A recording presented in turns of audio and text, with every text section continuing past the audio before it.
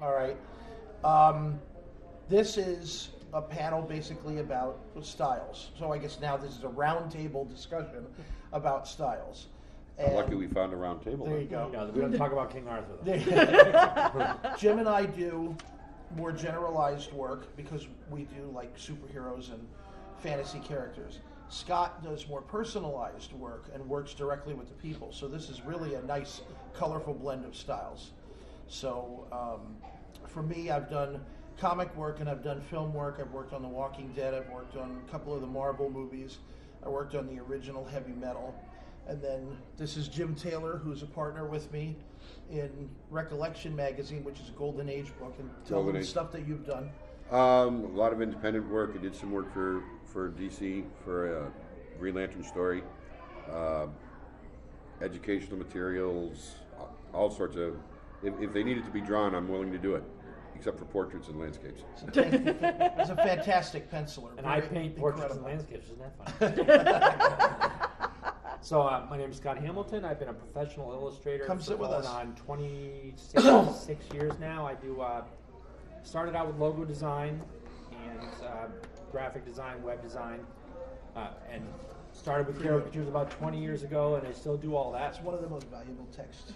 When I draw caricatures, though, it's not your standard caricature. It's more of a caricature with minimal exaggeration, but big head, little body, a lot of colors. So that's what I do now.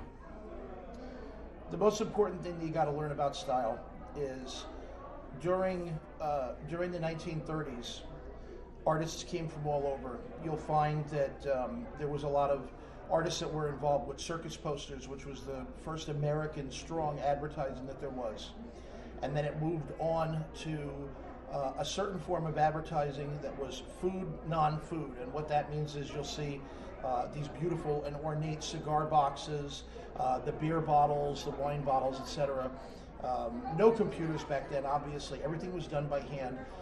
As a matter of fact, my great-grandfather used to do the pressings and the gold leaf on the doors where like they would put the names on the glass and everything for office stores and whatever, and then cry every time he had to razor blade them off to put someone else's name on. It came down to, there were two forms of art. You either got paid or you got satisfaction. Comic book art came along, and a lot of these guys, no matter how grumpy they were, got both.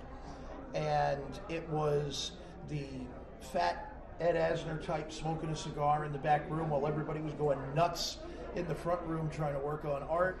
And then he'd come out and be like, all right, who's done? We need this panel done and blah, blah, blah. And, need another page. Yeah, we need another page and blah, blah, blah. And the work was very, like I said with us, it was a very generalized thing. We need an alien. Somebody draw someone with tentacles. That makes me think of fish. And then they'd go on to something else and blah, blah, blah. And we were just talking about this yesterday. There was an episode, you got to look it up, fantastic episode of Star Trek Deep Space Nine, where Sisko, who was the captain, imagined that he was a character back in the 50s during the pulp stories.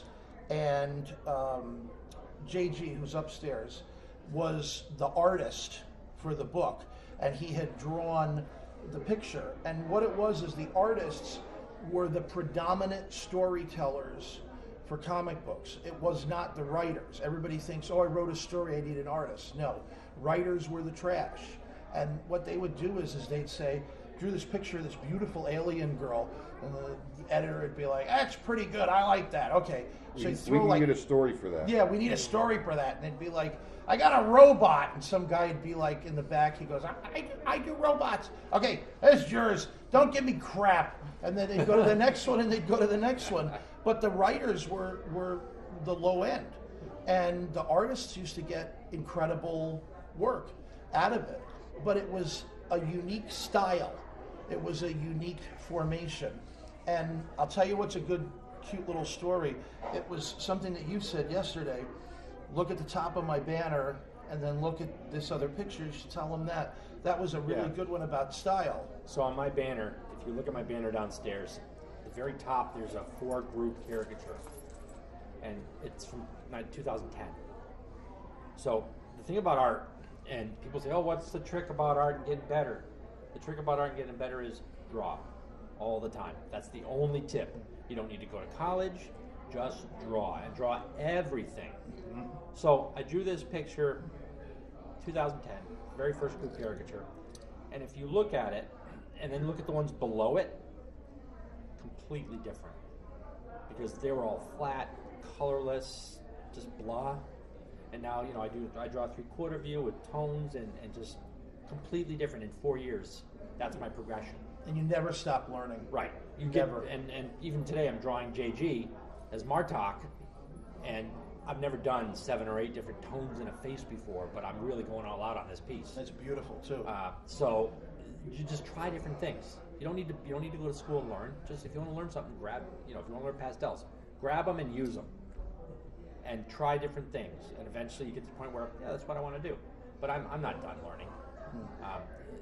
You'll always, you know, life drawing, go out and draw people in the nude. They have groups you can do that in. That's the best thing for drawing a figure. You know, copying from comic books, yeah, that's great. Copying from pictures, yeah, that's great. But actually live drawing in front of somebody, Yeah. first thing it does, it gives you a kind of a feel of gestural drawing, which are just very quick shapes and lines. But then you're drawing an actual human body, how muscles and bones and everything bend and interact. Drawing from life is the best tip I can give you. If you're drawing a pose, Take a sample. if you're drawing a pose or you're drawing clothing, no artist in the business today doesn't use reference at some point. Adam Hughes, Alex Ross, always use reference. And Always. Alex Ross's work was featured at the Academy Awards. Yeah, and it was amazing. Alex Ross is amazing, and he Yeah. hires models and dresses them and puts their clothing in certain positions and paints right. from those pictures that he takes. So he doesn't just go, oh, I know how to draw a shirt. He actually has a person in a shirt. Don't feel afraid to use reference. I've got books at home that this thick of guns, motorcycles, Yes. cars, buildings. which was the next thing I was going to get to. If you look at the original Superman TV series, Reeves was just iconic. I mean, he looked the part, he was the part. Yep. But he was hired based on his acting work and his likeness to the character. Later, they were schooling by using those films towards the artist later. He was a very iconic all the way up until the John Byrne era. Yeah. Then John Byrne gave him a little bit more muscle, a little bit more definition, on and on and on. Reference is a giant key, just like you were saying. It's amazing. I have so many magazine clippings. I scan them now and make cheat sheets out of them. And I was good friends with the late Gil Kane, who did Green Lantern, the Atom, on and on and on. And he would do what was called swipe books, which is something I'm going to get into at the other panel later. He would have he would draw a picture of a hand, and he would say, "Wow, I really like that." So he'd trace it onto like wax paper or something, stick them in photo albums. Photo albums all of hands, photo albums all of feet. I need a cheetah pose, boom, then write it in. He did it originally, he does it again. And it was working, his style developed so fluidly that anatomy, he could draw something with his eyes closed. And it was just the most amazing thing. Anatomy can be a good structural point when it comes to style, or it can be bad. You could do stick figures and make them funny on the web. You can do chibis, you can do caricatures, you can do straight. Anatomy is literally one of your strongest muscles. Learn about it, whether you disregard it or not. When it comes to anatomy and reference, this is the person you have to talk to right here. He's literally, Jim is a perfectionist when it comes to anatomy. Tell them about some of the stuff. Once you learn your anatomy, that's when you can actually start breaking the rules and trying to change things around, or actually doing shortcuts and cheats. Exactly. Okay, but you have to learn the anatomy first before you know what you can get away with. As far as reference, they were talking about it. Anybody who owns, a smartphone or a tablet or a computer, you have reference to anything. And sometimes I'll see people, they'll put up art at different sites and everything, and they'll go, gee, that battleship you were drawing looks pretty good, but it's not exact. Oh, I couldn't get any reference. I don't have any way to get access to reference. It's like you're posting on a website, so you have the internet. All you got to do is put in Google battleship pictures. They all come up. So you've got reference for anything. that you want to draw. That doesn't matter if it's a spaceship, to a farm scene, to I want to draw a lantern, in a western scene. You can find it on there, and you can make your own Grab it reference up. too. One of our good friends is Dave Ryan, and Yep. he's a very popular Marvel and DC artist. He does a lot of sketch cards now. And as a matter of fact, he got me back into sketch cards because for years I wouldn't do them. It's his fault. And he now posts, you know how you do the Throwback Thursday on Facebook? Yeah. He now posts pictures of him wearing a Punisher shirt when he was 18 years old, this big stocky guy, and he's like going like this in pictures, and people would shoot pictures, and he goes, that was my first Punisher cover, and blah, blah, blah, and he'd model it after himself. And, spaceship, people would put like one dish on top of another, and they'd take pictures with the light hitting it so that there was like shading in different sides, and they'd go off. Reference is gigantic, it is. But anatomy, like he was saying, it's customizable. Learn the best part of anatomy, play with it for your style. And So if you don't know how to draw a fist, like if I want to draw a fist doing a certain, like my business card. So these fists, I took pictures of my hand in those poses with markers in my hand, and that's where I got the reference from. Right there. probably the first selfies came from. Yeah. But when you draw, With or without the duck face thing going on. when you draw bodies and you draw hands, the hardest things to draw are faces, hands, and feet, Yeah. And hair. and hair. That's why Scott got rid of it. And hair. That's right. So if those are the hardest things to draw for you, draw those things more than everything else. Draw pages of hands and feet. Spend like an hour just drawing hands. Different poses. Like I said, take your own hand. Do different things, weird things. And whenever you draw stuff like a bowl of fruit or whatever, change the light source. Yeah, First the it's like flashlight. this, then it's like this, Yeah. then it's like this. Learn that shadow is your best friend. Because no matter how you It can pencil, hide a lot of sins. yes, if you pencil, you're actually inking your pencils if you give strong penciling. Yeah. If you're going to ink after, you go light, then you go heavy, then you do the inking process, etc. Everybody's different. That's the thing about style, which is what this is all about. Everything's about style. I know people who can literally take a pen, ink pen, draw a whole book straight from the beginning all the way to the end. Like Ernie Chan was like that. He'd draw something straight from the beginning to the end, and the Colan brothers do the same thing. And it's amazing. Like, it's just amazing. Some of the old DC stuff was literally like pen. And if you see the notes from Jack Kirby, I was very fortunate to know him for a short time. His stuff would be like, I drew all this stuff in, whatever, and Stan Lee would be like, well, this is good, but I need to do this. And then Jack would be like, just take it. But he had Need some more Martians in there, Right. Jack, is what I would like. Yeah. he had great stuff. You could do it. You can do it. And you were saying that yesterday, which was a fantastic point, taking doing the thumbnails and then blowing them up. So what I do is I do what's called scribble sketching. I don't do stick figures. I scribble my figures and do multiple lines and just throw blurbs on the page. You can't even tell what it's going to be. But then I go back in and I fill in the lines that I like. And with my caricatures, I don't usually put detail on my pencils at all, except for the face. I just scribble and then I go straight to ink. But that takes a long time to learn.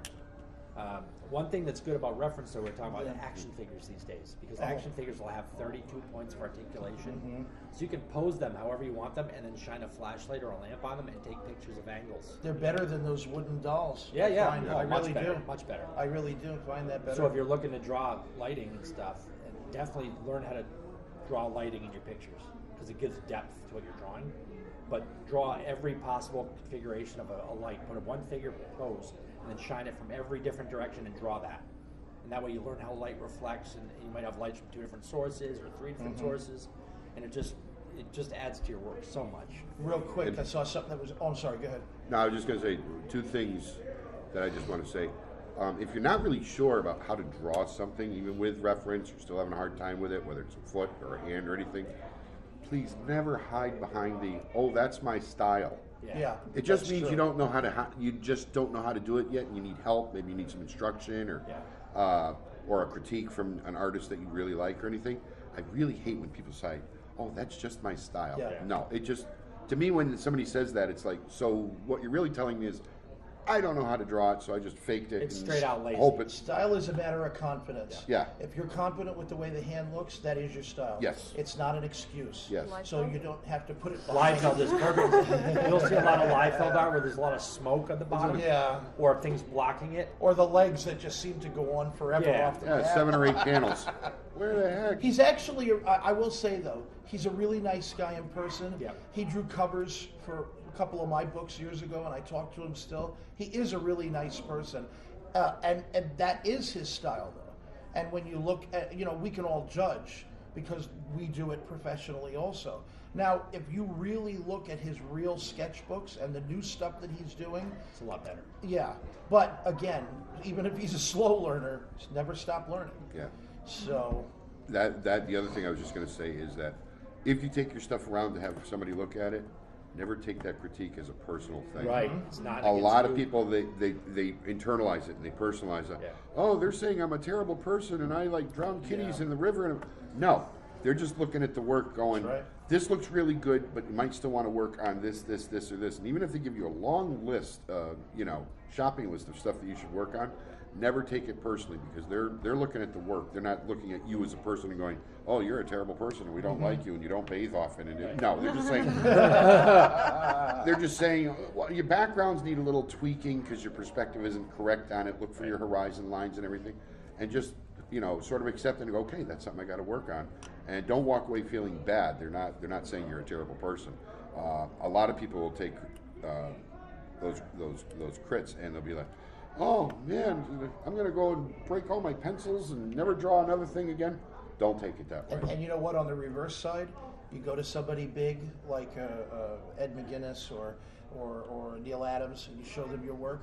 Beauty's in the eye of the beholder. Art's the same way. Yep. It's all distinctive and personalized, no matter who you talk to.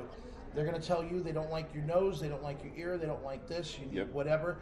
Pick up one of their comic books and criticize one of their works and say, "I don't like the way you draw that foot. That really looks bad, and that sucks," and blah, blah, blah.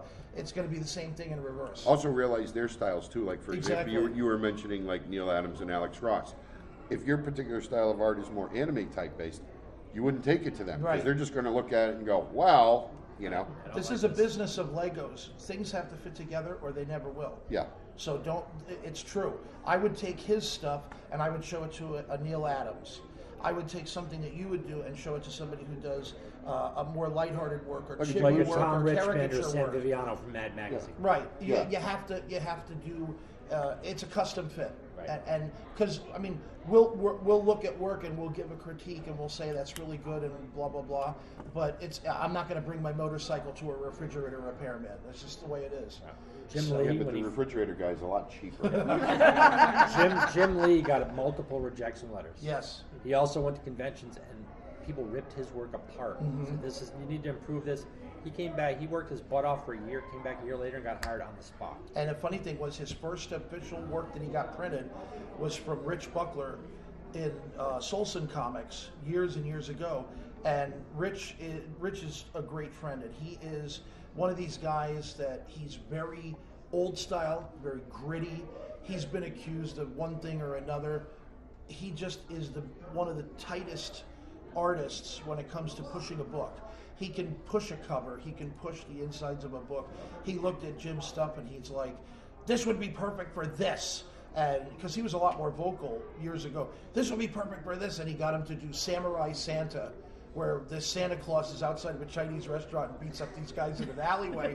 And it's like, totally not Jim Lee. And then by Jim Lee. And I'm like, okay, that's awesome. That's pulling somebody way out of their medium. Yeah. But he recognized one point, like looking at a star. He recognized one thing and pulled out style. Right. And he did that with many artists. Rich discovered Lee. He helped Liefeld get started. He was with Mark Texiera, who did incredible work on Ghost Rider at the time, Yes. etc. But that's the thing about confidence versus excuse. Yeah. You know, when you do your work, have you ever looked and said, like scratched it out and said, "I don't like," and then start again? Most definitely. Not often. Normally my work is, even my illustration work is rough pencils, straight to ink, straight to color. I don't have multiple sketches. In my head, I do my thumbnails. Yeah. And in my head, I pick out the one I want to draw. And that's when I put on paper. Style, you say, oh, how did you get your style? You just draw. So everybody here knew who Alan Davis is? Comic books, Marvel, DC. The nail. Alan Great Davis. book. Alan Davis is a legend. Okay, he's phenomenal. Brian Hitch mugged Alan Davis's style for a long time. So when you draw his books, it would look like Alan Davis drew it. But he evolved into what he is now. His artwork is completely different from Alan Davis. Same thing with Nick Bradshaw. Nick Bradshaw draws X-Men right now.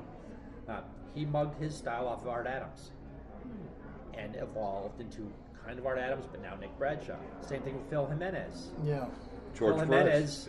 Jimenez Mimicked was a George. Perez clone. You couldn't tell the difference. Now he's evolved again into his own style. So you can copy other people and use the techniques that you like. You know, I like a little bit of this, a little bit of that, and then combine them. And as you practice and draw and get better, which is always, your style will develop itself. You don't have to work on developing your style. It just happens. And this goes back years. Rich Buckler was hired to take over for Jack Kirby for Fantastic Four, and he was Jack Kirby. I mean, everything he did was Kirby. Then when he became Kirby's editor at Archie Comics for Blue Ribbon Comics, he would tell Kirby, he'd be like, I don't like that hand. Kirby would be like, just take it. Yeah. Now, I see some books. Did you guys bring some art for us to look at? All my good stuff's actually And also, downstairs. too, when you come downstairs, grab my business card if you have ever any art questions. You just email me anytime you want. Call me. My phone number's on there. I'd be happy to talk to you anytime. All three of us are accessible. We love to help. So we'd like to. Because I teach kids how to draw. So teaching kids is the same as teaching adults. It's the same lessons, the same advice. You just have to go to the bathroom a lot less often. Right. Right. And you don't eat glue. Well, it depends on what you're doing. Yeah. Sure. Would you like a cookie? Just take it. So actually, probably Let's better. see. Well, probably better. Okay. I'm kind of a Harvey Dent. So Well, Open up to You're Harvey Dent? Open up to a piece that you'd confidently like to display. Let's see something. Oh no! I have a professional where I'm trained medical illustration. Oh, really? I know about that. I know got about that. asked to do that. I So- couldn't get into Ooh. it. That takes a special kind of illustrator. I knew that asshole. I know about that. One of my good friends that I do colon. work That's with is Dan Gorman, and he does medical illustration in Ohio, and he does it for courtroom work. Yeah. And it's amazing how fast he does it and accurate. Can you imagine that? He'll in sit court- at- in he'll the sit- courtroom. Show me your spleen. Yeah, he'll sit at like a table at a convention, and he'll be like, "Here's all my cards and here's all my stuff." And I walked up to him professionally. one time and I said, "Draw me a pancreas," and he's like, Now, this is your job? This is what I get paid for freelance. Oh, okay. So you would have a good grasp on all anatomy. "Yeah." That would not be your weakness. Yeah. But you like the cartoony. I do comic work, and I'm trying to get started on that. So, So- I'm trying to suss out a style. So one tip. Looks like she only has one leg. I know. Even if it's bent, Yeah. you want to at Try- least show the knee, maybe the tip of the foot coming from foreshortening. Right. Foreshortening is a huge thing. And again, if you don't know how to foreshorten, have somebody take a picture of you in the pose you want to draw, like an arm coming out like that. You'll see that the shoulder will Yeah. be really small and it gets bigger. I see that there's a great tutorial actually up on YouTube right now for it, using like a spiral technique to show you how to. One thing I'll recommend too is line weight. Because this Yeah. is great where you've got the thin lines in the middle and then you've got the darker outlines, some of the more, but like this one here, it's all the same line width. Yeah. Line width is important. Whenever you look at comics, you're not going to see unique line widths that are static throughout the thing. It's all going to be different This or is similar darker. to that subject. Yeah. So- Yeah. Well, like this up Like here like you the got- shading in the head is Yeah. awesome. Yeah. The shading Yeah, in the head here here you is got nice awesome. line work though. Oh my Because As God. far again- as on these baby faces? Yeah. Beautiful. That's nice. There's depth. That's on beautiful. Illustrator. But then as you go down, it bit flattens easier. out a little bit. Because there's not really a lot of Does dark everybody shadow do or their work line weight. digitally, or does anybody like actually put pencil to paper? That's And pencil That's to all I paper. do. This is great. See what I mean about the line weights and Yeah. the different separating? That's awesome. And the posing is really good. The other thing about drawing is posing. another stippler. A lot of people draw straight on. Hey, that's one of my big things. I do stippling you all need the to- time. That's pen on paper though. Yeah. Change it up and draw dynamically. He gets on my case, but I really like. I use stippling for shadow Yeah, and another- for detail. All So you've the got the time. little bitty thin lines for detail, When you get a and they chance, thicken come up over here, to and my then they thicken up table on the outside. upstairs That's awesome. or downstairs, whatever, and I'll show you. I do that too. Totally have a stipple session. These are great. This is what I do. So this is what I do when I scribble. Same thing. Yeah. I just scribble all over the place. Right. I do the Do you have any other full pages? no, that's the third reiteration. I'm I like trying this to black. Oh, really? I like this Black Panther in the dark. This is really good. That's awesome. And he's eating licorice. stuff- Yeah. There's like Jelly this- beans. Oh, Is this Yeah. your own character? Yeah. You need to do like a cartoon or Yeah. this. 'Cause you need to have a book. Yep. 'Cause I would buy have, that. I have a 14-page story all laid out, and I'm just really struggling. There's with, foreshortening here. That's awesome. Yeah. With Yeah, style. My one and only comment on this page would be change your angles a little bit more extreme.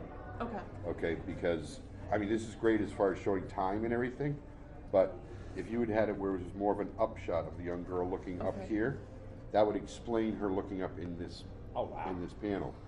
I like Okay, that. and then this and this is good for for time, but then I would change the angle again because if you look, it's a lot of almost straight on shots. Yeah. Instead of moving that camera around. you know, something that would work on this page that would be really good is eliminate the panel border. You've Yeah. already got your sectioned off. You could actually have continued this up to about here, maybe spread the colors behind the panels and go right off the page.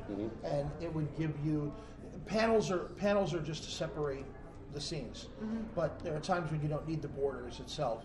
And Open borders can actually lead you on to that This is next awesome. page. and I like Scribble. bleed over Just when the it rough comes. pencils. Sometimes you think your pencils are better than your inks.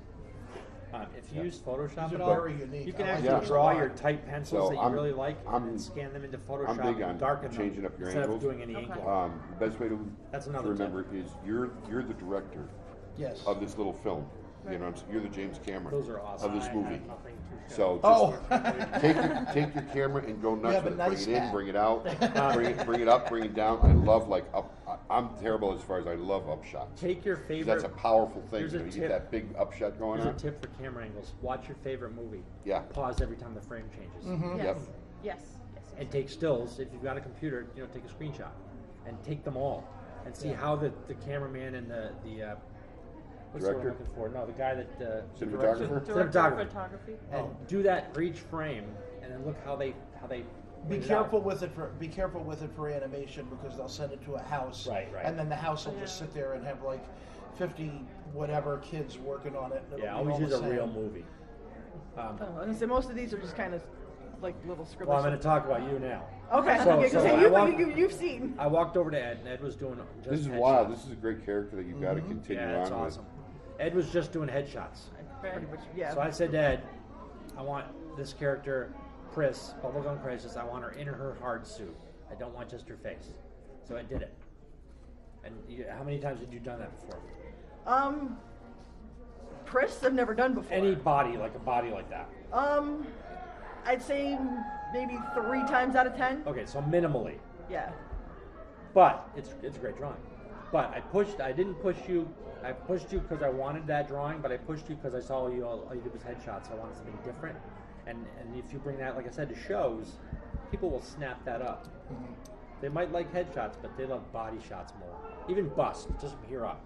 Dynamic. Yes, not even dynamic, just show 'em. So yours is downstairs actually waiting Oh, all for right. you. So if you go downstairs to Ed's table, you can see the Pris. But I do have, So these are Ed's headshots. like, this is one I was actually working on yesterday. Right. Now, You like that's a working perfect with pens? example of working on your line weights. Yeah, no, I wasn't. I had just gotten the Oh, really? lines If down. you have I a, can't if even you say bring my over a life. I sketch do for pencils me, and I hand it off I'll to ink inkers. it. I don't. I'll show you about the line I'm weights. mostly an inker. I'll actually ink one of your pieces and show you. Well, I would say Tim actually told me to draw him, so I was going to work on that this afternoon. Is this a serious character or more of a humor style character? Would you say Bit of both. a bit of both? I would Actually, I you know would what? pay you for a con sketch. Seriously. Yeah. Really? If you do it for me this weekend, I'll pay you for it. I'm here for just today, so Well. I mean I got I don't have my pens on me, but I do have a pencil. So. You can use mine. There you Okay. go.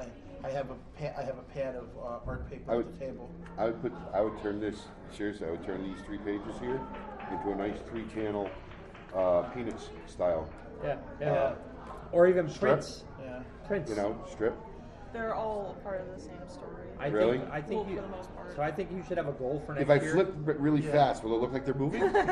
You should have a goal for next year Yeah. to be at this show, not go to this show. Yeah. Get a table Yep. Okay. and sell prints. The best I have Because your work's amazing. a book that I put out. It's Who else you based got on stuff to see? Same for you, prints. I do actually at the table. The front book that's on the Yeah. table is print stuff. I have a book And the that I back put the out back that's book based is on the actual characters original that I artwork, and then I created. have 11 by 14. Working that's on up. other people's characters is great, but if you've got something that you've created Yeah. and your style, you push it. And Yeah. the reason why is because, just like I was told years ago by an older pro, in times of no work, make your own work. And I gotta say, I get hired for work maybe about 15 times a year. That's and I try to do as many jobs as I can. I just got hired to do a Santa Claus trading card set. The two of us just got done doing a Doctor Who card set and book, and with what we do, there's a hollow point, So I'll draw a sketch cover or draw something for myself or work on a book. But if you got it, market it, make it yours, and push it. And that's where you don't need a critique. That's where you use your style. That's where your confidence exudes from every pore of your being. Because look But at how silly. your work's still going to improve Yeah, because yeah. you're going to be pushing yourself Exactly. Look instead at the of somebody else beginning pushing at you. Look at the beginning of the Simpsons when they were on the Tracy Tracy Ullman Ullman show. Yeah. and then look at how it moved Yeah. into what it is now. Yeah. Yeah. And if my best example, and then I'm going to shut up for good, but my best No, you example is look at the original Archie stuff.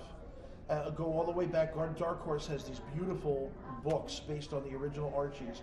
But look at the original Archie stuff. Look at how it's emerged and progressed over time. Then hop over the fence and look at the way John Byrne drew the Archie stuff. Or Norm Brayfogle. And Norm Brayfogle and Stan Goldberg and on and on and on. Beautiful tellings of the same story, same schlock, same everything. It's basically like Christian comics. They're silly, but it's amazing what they get away with small small lines, small detail, line weight, and the passion that they put into it. It progresses as you progress, and it sells good. Some people are like, "Oh my God, I love the original Archie because it's like a newspaper strip, and it's just so funnily drawn and on and on and on." I read the original Archie. They're great. The original Peanuts, Charles Schultz. Yep. I was going to say, drew- watch his progression from the day it was, Yeah, oh, what yeah. was it, little kids or something? Little like that? kids. Little kids? And so, yeah, Charlie Brown looked like a the potato. anthology Yeah. book that they have is great for that because you can, like I said, you can see from the Yeah, very you beginning. see the progression of Schultz's style, and these Yeah. are his own characters, He didn't so. even bring in Snoopy until about 20 or 25 panels or excuse me, strips later. Yeah. And I had worked on a piece where I had put Charlie Brown in a bubble and put Snoopy in a bubble next to him the way they were originally drawn. And people were like, well, it kind of looks like Snoopy. It's like, no, that was the way Snoopy was drawn in the beginning. But it was amazing. His own progression was amazing. He was his own teacher. Yeah. And all the Peanuts were kids that he knew and things that he saw as an adult, as a father, and as a child with other kids. And then he picked up more and more and more. And look at Garfield. Garfield is literally a mimic of the way the Peanut style was. Blobbish, potato, all the way to refinement and movies. Right. So how did you guys get into drawing? Did you go I had to a very school? lonely childhood. Did you go? No, I'm saying, did you go to school before you went professional? I took one professional course. Mostly it was all self-taught. The funniest thing is I ended up going back to college to get my degree, and you had to take an art class for it. It's the only class through my entire college career that I failed. So, and that's because they would set up like a still life of boxes, draw that still life, and I would end up turning it into a comic book panel. It'd be Thor flying over the city, and that's not what we asked for. Well, yeah, that's what I saw when I looked at it. I use it as a background. Yeah. How about you? Believe it or not, I was in high school and I started doing mechanical drawing. And I thought, I was like, this is a screw, and you got like the lines going to it, and all the perfect textures and all that one. And kind of like him, I embellished on what I did, and I would draw like a little radio in the background, and the screw goes in that hole, and blah blah blah. And I'd use ink pens and whatever, and I just enjoyed. I was collecting and reading comics since I was 6. I mean, just more than like normal kids. Like to me, it was like hoarding quarters or hoarding dollar bills or something, and I went nuts over it. But I was incredibly lucky to break in, to actually get a professional job. I got my first professional job when I was 13, and that was like a huge highlight. And you sleep in the halls. So how did you get started? Well, I've been drawing for 42 years. Started when I was 5. I drew a Kurt Swan Superman from his comic book. Professionally, 26 years ago, somebody asked me to do a mascot for a Christian nursery school. So I did that, and then eventually, actually I started when I was 12, because kids used to pay me $1 to draw superheroes for them. And then I used to in turn give those dollars to my friend who drew better superheroes than I did. He'd draw me superheroes. So that was my first professional work. But the caricatures 20 years ago, I was just bored at another An job. art dealer is a young child. There you go. Yeah. I was bored at a job, so I drew myself. And then at a convention, I was bored again because I was in the back corner, no one was paying me for anything. My stuff I was selling, so I just started drawing myself. I took an X-Men card, I drew the whole card, full color, with my face. And a guy next to me at his table had his son come over for a picture, and then he got one, and then a girl saw it, and then I had to line out the door the rest of the day, and I didn't even sell anything. I just drew all day. And at the end of the show, the guy said, "How much for your stuff?" And I said, "What thing?" And he said, "Everything." And I said, $600, so he hands me 6 brand new $100 bills and says, "You should be drawing at these things, not selling this crap." And I've been doing it ever since. So yeah, if people are wanting to buy your art now, you're very humble. You can tell. You are too. But I bought your art, I'm running your art, and I'd love to buy art from you, so there's a little bit of confidence And for you definitely your work is have to develop very that. nice. You have to develop that. Yeah. Because I would buy a comic with that character. I would That's too. so awesome. I would too. Inspiration is like a giant thing. Whatever inspired you to put that together, that's what you need to do. So in the last 10 minutes, we want to do some Q&A. If you guys have any questions, I think we covered a wide gambit of things. I never liked that character. Yeah. No? But he has the X. Who brought the cards? Yeah, but he smokes. So, yeah. He what? He smokes, man.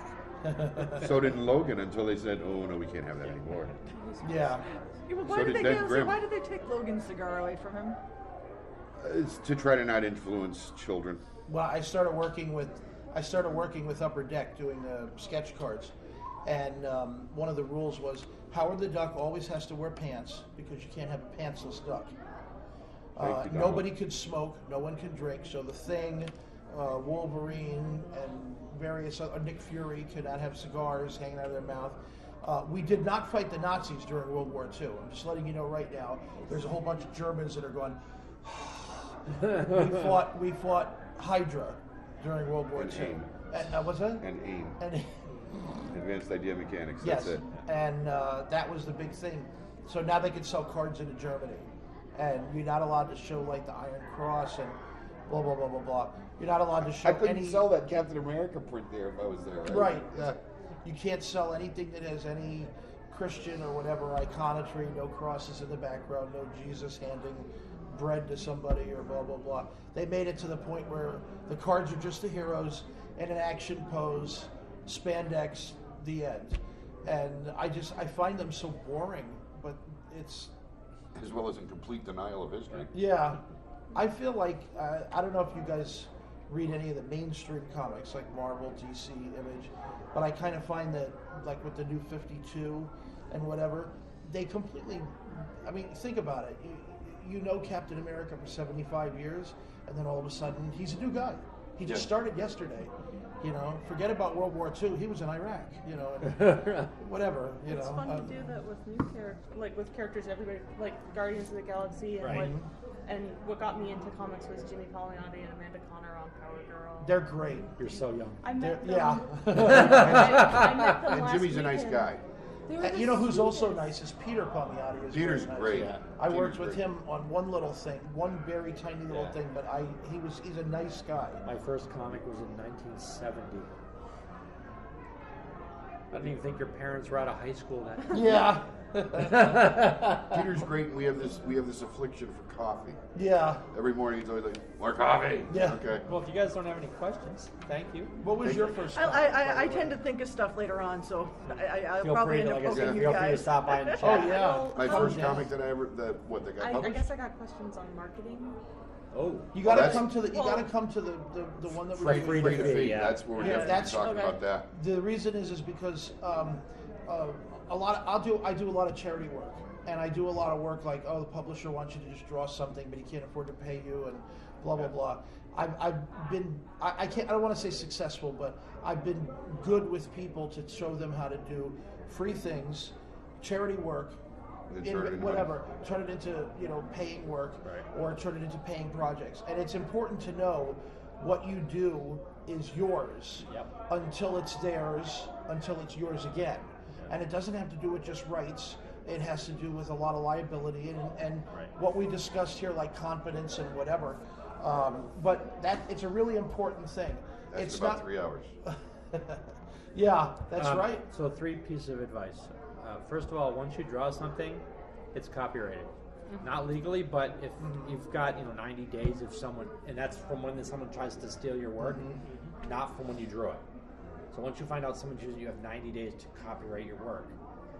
What I do is I make up characters, I seal it up in an envelope, and I mail it to myself with a signature. Poor man's And then copyright. I save it. I don't open it.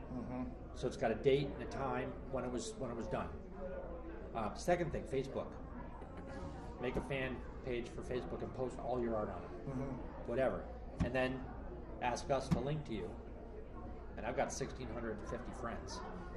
350 I'm personal friends with. So all of them. Plus, I also go public when I do sketches. So when I link you, everyone that looks at my stuff is going to see your stuff. Yeah. Also, free web pages. There's plenty of sites where you can do a free web page. Just make a web page. Yeah. Yeah, There's because Photo Bucket and all these other I know ones. like a lot Is of the stuff Photobucket that I even still do. active anymore? Yeah. Yes. I use them all the Is time. that your card? Yep. Now, your feelings on like posting to places like DeviantArt or Tumblr, things like that. I don't want to say anything bad about DeviantArt. DeviantArt is I a love nice DeviantArt. place. DeviantArt's awesome. My only problem with DeviantArt is that the guy who does the legal part for DeviantArt, a lot of times what they'll do is he'll say one thing, and there's nothing against any of them. This is the way business is. This is what one person does is what the other person does, same hand. But he'll tell you, about rights and liabilities and blah, blah, blah. But on the other side, you could draw Batman and, thank you very much, you could draw Batman and then somebody could go up and buy a print of yours or whatever, and a certain kind of marketing that's involved. There's licensing and there's liability that goes along with it. But he'll preach that it's like push your own characters and do this, and you're allowed to do this. DeviantArt is geared towards. It's kind of like it's like the Louvre.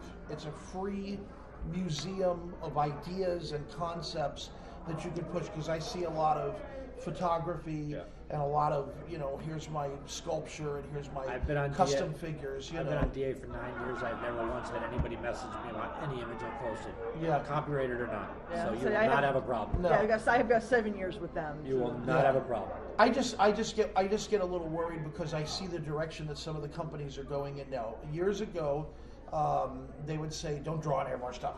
Then Quesada came out at Marvel and said, "We want people to enjoy the Marvel experience. If you go to a convention, we would like it if you got a Ghost Rider picture and blah blah blah, and we would like you to support the people that worked on our books at one time or Right. another." And DC was like, "Batman." I mean, what are they going to say? Let's stop the guy from drawing Winnie the Pooh. I mean, you're going to get it whether you get it or at a show or you get it online or whatever. And there's a certain kind of licensing. You draw it, it's an original. Okay? I don't care what anybody says, it's an original.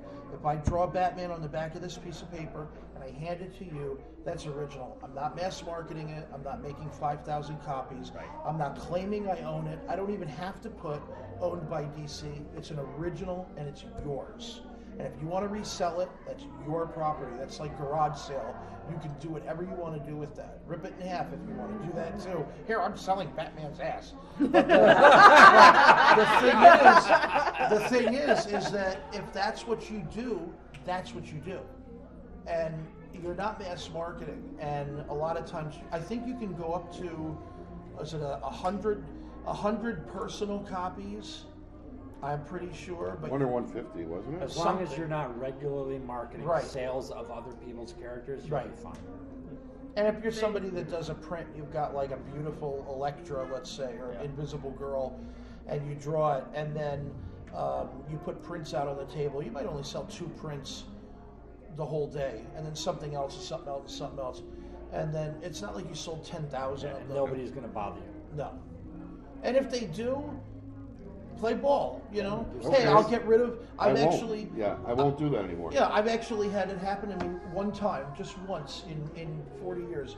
I've got whatever, and they said, we would prefer it if. And I say, okay, hey, listen, respect, you know, I've got these left. I'll finish getting rid of these, and then I'll stop. And then I went home and I made 500 more and gave them out to everybody I know because I didn't really give a damn.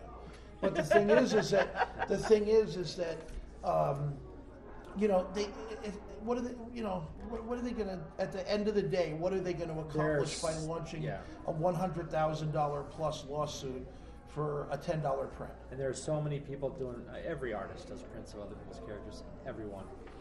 Yeah. So you go to a convention. It's when you can find start 50 selling. different artists It's that when all you have can start Supermans selling and prints of your Batmans and own Spider-Mans. art characters and everything. Yeah, That's yeah, awesome. yeah. And that brings about something else when it comes to style, something I didn't mention before, and just 1 second on this. Sketchbooking, something that's very important. I told this to him just yesterday, we were talking about this. Take your artwork, find some of your best panels, find some of your best stuff. Make an ash can. This is my work. This is Ed's sketchbook. Yeah. Put it on there, you know, put a little interview on it. Hey, I started artwork, you know, I was in my garage and whatever the hell. You know, I was a tattoo artist and blah, blah, blah. And have the interview go across a couple of pages. Put your pictures there. Like your medical illustrations are amazing. And on and on and on and on. Your headshots, whatever you want to do. It doesn't matter if it belongs to another company. You're showing your Interpretation art, of it. your interpretation. Very good. And that I would put that out. And the way you get away with doing a sketchbook like that, the way you have the confidence in it, is you have it there and you leave a blank copy of a blank page on the back. And you say, you know, sketch or autograph or whatever. Right. You tell people the book is $5, and if you'd like a sketch, it's $8 or $10 or whatever you want to do. You're personalizing the book. You just gave them a personalized, Right. one-of-a-kind book. And that's important. Or if you're new, don't charge for the sketch. Do like a free head Right. sketch in the back if they buy the sketchbook, and you just scribble something out. Every Yeah. time I'm at a convention when Se- somebody buys Sell the one of head my... sketch. Yeah. Oh, it's Yeah, a $5 head that's sketch. right. You put it on the back of your book, but it's your sketchbook. Right, right. It's like free with the purchase. And you might Yeah. think your artwork is, I don't like it, but people will look at your artwork and go, oh my God, that's amazing, because they can't do that. And our art is in the eye of the beholder. You might think it's bad, but the people buying it might not.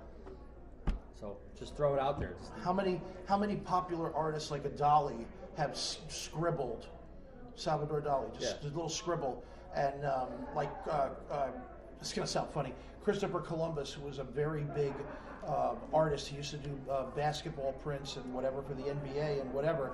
He would take his prints and he would do what was called a remark, and he would sign his name, and then he'd put a number, and then he'd draw like a little basketball in the corner, and that made that print stand out over anybody else's. Or he'd draw a net, or who's your favorite player, blah blah. Okay, number 22, and whatever. And it you know, but personalization is you know, was a key to that. You guys should all have a sketchbook. It could even be you're a writer. You know, you could even document your podcasts and your video casts and whatever, and show frames and say, I've talked to this person, this is what they said. Blah, blah, blah, like a news thing. This is a sketchbook of what we do. You know, that's a personalization. You both are good with what you do. You'll mature over time. No matter what we say, you'll go in your own direction. It's like plants will grow towards the sun. You'll do what you do in a mature fashion, and confidence. You've got to have confidence. Like my old coach used to say, "Put hair on your chest." Well, don't do that. But Of course, later on, his coach was also arrested. So. And I asked, Well, how old you confidence is what got me down to DC. 27. I just called 33. them. That's right. We talked about this I don't earlier. believe that. I don't believe that. What? So I started drawing caricatures 20 years ago, and like I said, go down and look at my banner, and you see the progression. In another 20 years, I'll be 67. How much more will I improve in 20 more years? Or how will you find a new way to do what you do? Right. And explore that. So when you think, the basic thing is, if you think that your talent is not good now or you're not good enough, think about how much better you're going to be in 20 years. And now 20 years ago, I go, oh my God, 20 years ago, by. And if you say, well, I can't learn that, it's too hard. 20 years, I'm sure you can learn it. I know something that a lot of people have actually recommended to me, and I've done it recently. I took a picture that I drew like a year ago, and I redid it just to see how much change there's been. Throwback Thursday. I have my original caricatures that I ever did. I've got 7 of them, and 3 of them were Picard, Deanna Troi, and Picard and Riker. So I'm going to redraw them, and then I'm going to do that. That's so cool. Just whatever you do, don't look at that old piece No. as you're drawing it. Exactly. Say, okay, I'm going to redraw Because this character. You'll force the effort, and that's something you should never do. Yeah, like I took what I did is I took the original reference picture that I used a year ago, and I drew from that. And then when I was done, I put the 2 of them together. I was almost But I'm just sick. saying, it's like, okay, this is what I'm going to redo, but I'm going to put it away. I know the character, Right. draw it, and then bring this back out and go, wow, okay, there's a difference. It's a real wake-up call. And the maturity thing, it's just like what parents say. Teach a kid to talk, and they talk back. You teach a kid to walk, and they run. So you learn, you'll add it to your repertoire the same way you'll add brushes to a cup on your desk. You learn how to draw one thing, you'll start doing another. It doesn't mean you forgot how to ride a bicycle, it just means now you can ride a motorcycle. And you'll keep going. Oh, I love that analogy. That's awesome. It works. You need to write that down. Don't encourage him. Next, he'll publish a book. All the pages will be blank except for that one quote. Just take it. The artist for the book, and he had drawn the picture. And what it was is the artists were the predominant storytellers for comic books. It was not the writers. Everybody thinks, oh, I wrote a story, I need an artist. No, writers were the trash. And what they would do is they'd say, drew this picture of this beautiful alien girl, and the editor would be like, that's pretty good, I like that. Okay, so you throw we can get a story for that. Yeah, we need a story for that. And it'd be like, I got a robot. And some guy would be like in the back, he goes, I do robots. Okay, that's yours. Don't give me crap. And then they'd go to the next one, and they'd go to the next one. But the writers were the low end. And the artists used to get incredible work out of it. But it was a unique style. It was a unique formation. And I'll tell you what's a good, cute little story. It was something that you said yesterday. Look at the top of my banner, and then look at this other picture. You should tell them that. That was a really good one about style. So on my banner, if you look at my banner downstairs, at the very top there's a 4-group caricature. And it's from 2010. So the thing about art... And he had to razor blade them off to put someone else's name on. It came down to, there were 2 forms of art. You either got paid or you got satisfaction. Comic book art came along, and a lot of these guys, no matter how grumpy they were, got both.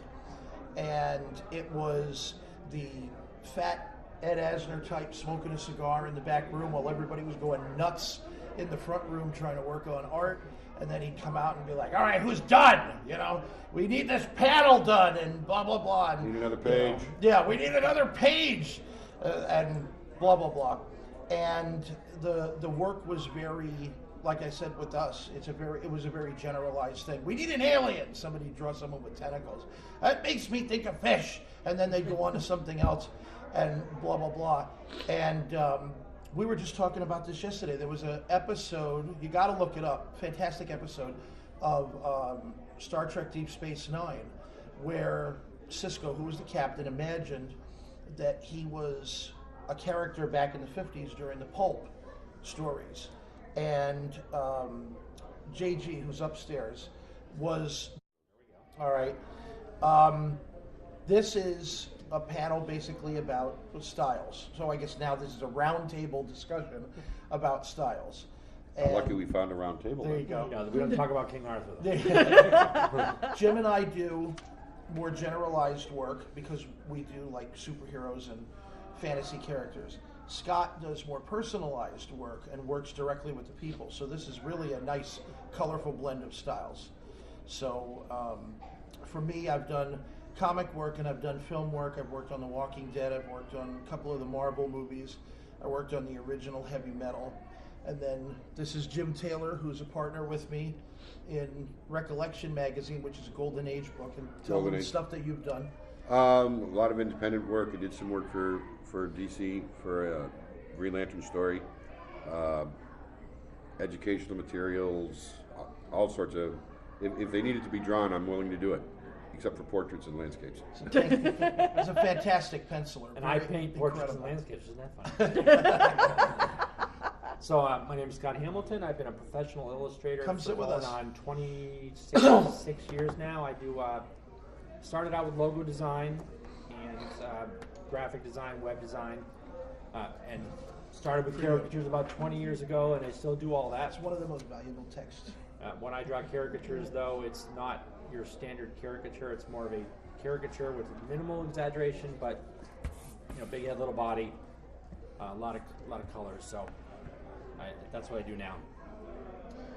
The most important thing that you got to learn about style is during the 1930s, artists came from all over. You'll find that there was a lot of artists that were involved with circus posters, which was the first American strong advertising that there was. And then it moved on to a certain form of advertising that was food, non-food. And what that means is you'll see these beautiful and ornate cigar boxes, the beer bottles, the wine bottles, etc. No computers back then, obviously. Everything was done by hand. As a matter of fact, my great-grandfather used to do the pressings and the gold leaf on the doors where like they would put the names on the glass and everything for office stores or whatever, and then cry every time. And people say, oh, what's the trick about art and getting better? The trick about art and getting better is draw all the time. That's the only tip. You don't need to go to college, just draw, and draw everything. Mm-hmm. So I drew this picture 2010, very first group caricature. And if you look at it, and then look at the ones below it, completely different. Because they were all flat, colorless, just blah. And now, I draw a 3/4 view with tones and just completely different in 4 years. That's my progression. And you never stop learning. Right. You Never. And even today I'm drawing JG as Martok, and I've never done 7 or 8 different tones in a face before, but I'm really going all out on this piece. That's beautiful too. So you just try different things. You don't need to go to school and learn. Just if you want to learn something, grab. If you want to learn pastels, grab them and use them, and try different things. And eventually you get to the point where that's what I want to do. But I'm not done learning. You'll always life drawing. Go out and draw people in the nude. They have groups you can do that in. That's the best thing for drawing a figure. Copying from comic books, that's great. Copying from pictures.